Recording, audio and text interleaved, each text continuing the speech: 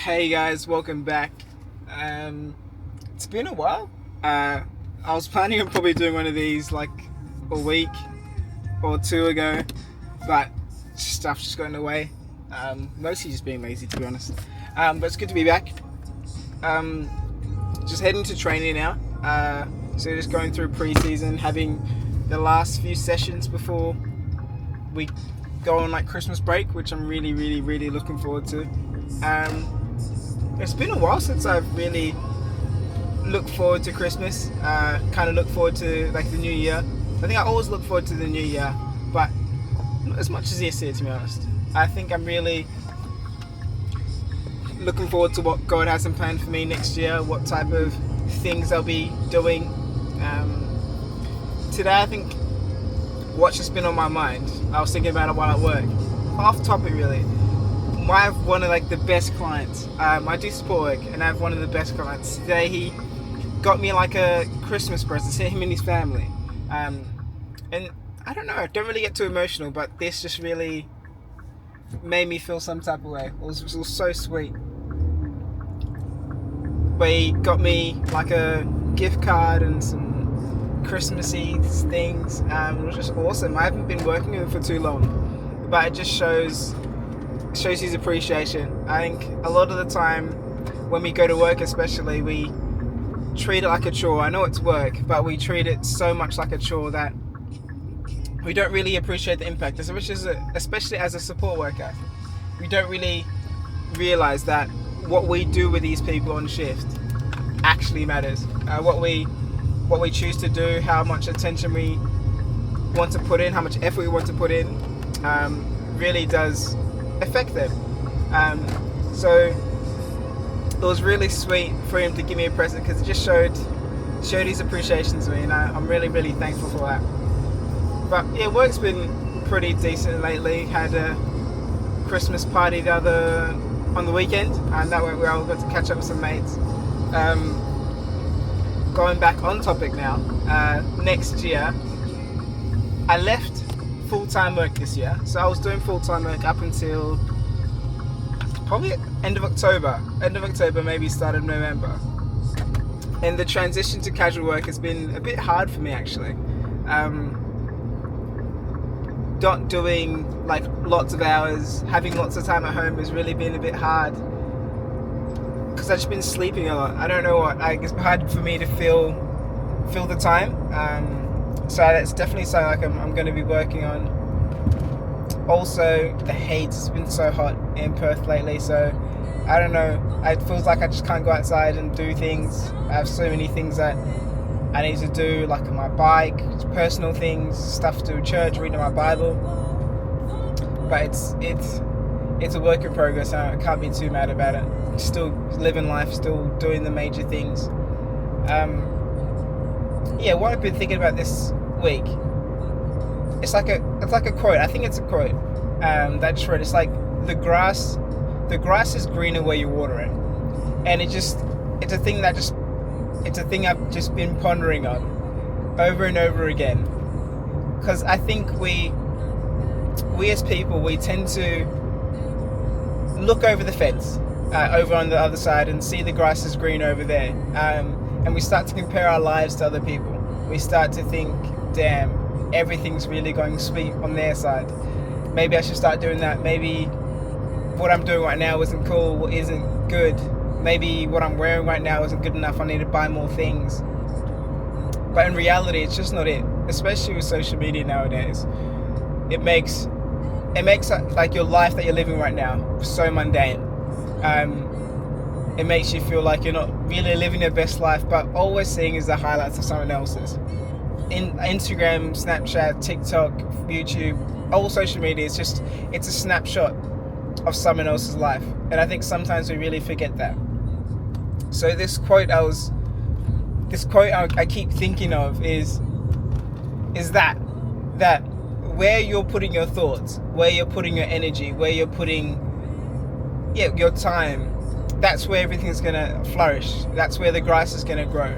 So if you're just continually thinking about someone else's life, thinking about what's going on in other people's life, and how you can get that, how you want to get to that spot, you keep pondering on how bad your situation is, your side's not going to grow. Your situation's not going to get any better because you're just thinking about theirs. You're not getting anywhere with it. And I think I'm definitely guilty of that. I know lots of people in my life were definitely guilty of that because it's hard not to. We're just jealous people. I used to be like a lot worse with it. I think back in 2022, started 23, I just wanted other people's stuff. Like someone would get something and I'd be jealous for them. They'll get like some new clothes or a new phone, and I just wanted to be that. And I caught myself just buying lots of things. I wanted to have the best stuff. So because I wanted to have the best stuff, I'd buy everything because I want people to come to me and be like, oh, how'd you get that? Oh, I want to have that. And it was just like an ego thing. I think I wanted my ego. It was just some way to feed my ego. But as I've grown and I've just kept on thinking now that there's way more to life than that. There's way more to life than trying to impress other people. I think I definitely have to thank God for that. I think before I had really built a good relationship with God, or started thinking about the way God sees things, I was so self-centered. I always thought, damn, how can I be the best person in this situation? How can I be the best in everything? And it's only taken me till probably now to realize you don't have to be the best. It doesn't mean give up, doesn't mean stop trying, but it means just being comfortable seeing other people succeed, seeing other people be the best, and you're fine with that. I definitely am guilty of that in football.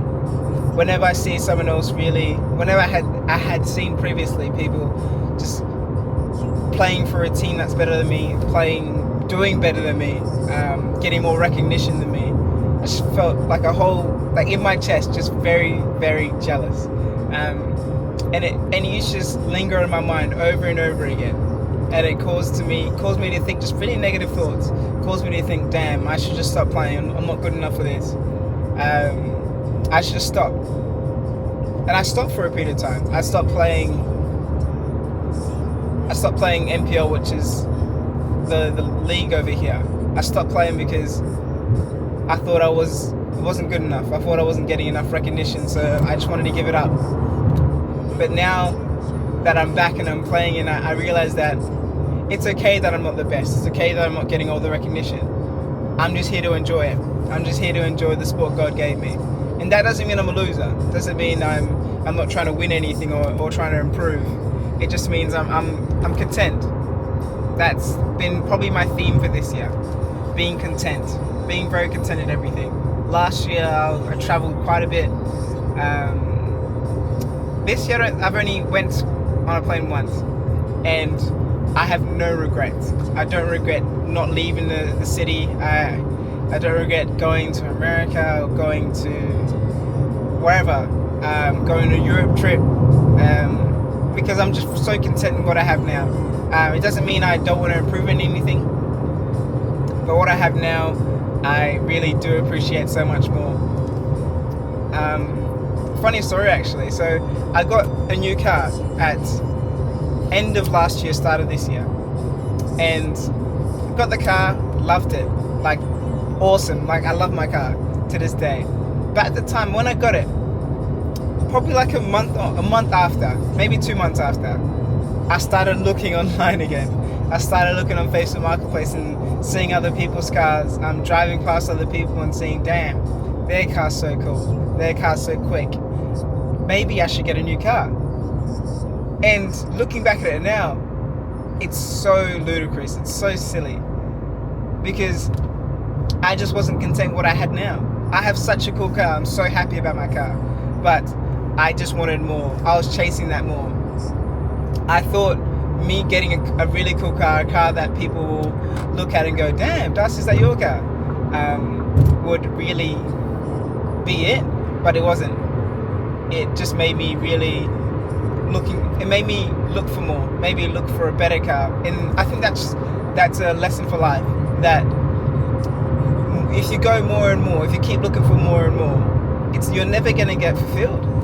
And you have to look for that thing that does fulfill you, and it's Jesus Christ, really, really and truly. He's done so much for me in life, and I think I never really realized it until after the situation. I'll be in a tough situation and he would really help me out of it, and then I'd look back and I'm like, damn, that generally wouldn't be possible if I hadn't gotten help from God. So I really do encourage you, if you don't have a relationship with God, or you have one and it's kind of dwindled, like it's gone down, to really just start chasing him again. Chase him with everything. I think I'm a person who likes to ask questions all the time. I question things all the time. Like, oh, there's not enough evidence for that. Oh, he hasn't done that to me. He hasn't done that for me. But it's all about really just having that faith in him.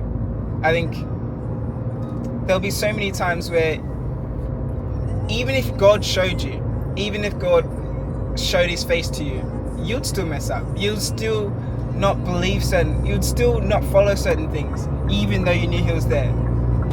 Even in the Bible, there's so many people in the Bible who spoke to God. They heard God.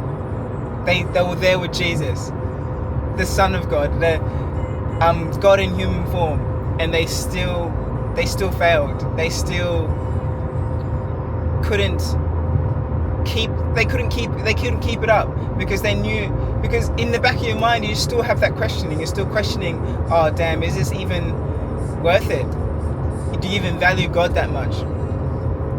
So right now I say just chase him, even when you don't really have that faith. Continue to do it. Continue to read your Bible, continue to pray, continue to go to church. And something that's really helped me this year is just building that community, that church-based community. I have friends at church who are so devoted, and you just look at them and you're like, damn, this is a blessing. And it's just so motivation. It's so motivating, because you see them, they're same age as you, and they're so spirit-filled. They're chasing God so fully, like they're putting 100% of effort into it. And that's something I'm really trying to replicate. My biggest fear has always been just messing up, being a child of God and messing up and being questioned for it and being called out for it, because I don't want to look like a hypocrite. I don't want to look like a hypocrite, and that's always scared me. And just being open about my faith, openly telling people, yes, I'm a Christian, or showing characteristics and going, yeah, I'm a Christian, and standing firm on it. That's always been something that's really scared me. But this year, going forward, going into next year, I'm so looking forward to openly sharing my faith in God. It's just a blessing. The life I have right now is such a blessing. I think sometimes we really just forget it. I come from the poorest country in the world. And I'm living right now in one of the richest countries. I'm living an amazing life. I have my family. I don't have anyone really close to me who's ever passed away, never gone through anything like that.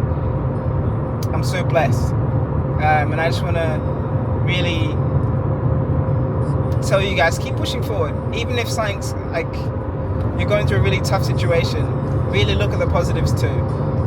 There's so many positives that can sway your thoughts around too. So yeah, going into next year, I really just want to encourage everyone to water your side of the fence. Water your side of the fence. Really focus on what's going on in your life. I think a lot of the time we get distracted. We get so distracted by what's going on social media. Sorry for the beeps. My car's just annoying, very annoying.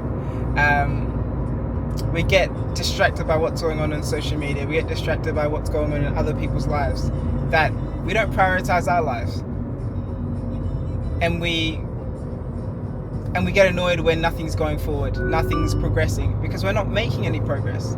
We're not making any steps to have progress. So just slow down, analyze what's going on. Look at what side of look at what side of the fence you're watering. And a lot of the time, I think you realize you're watering the wrong side of the fence.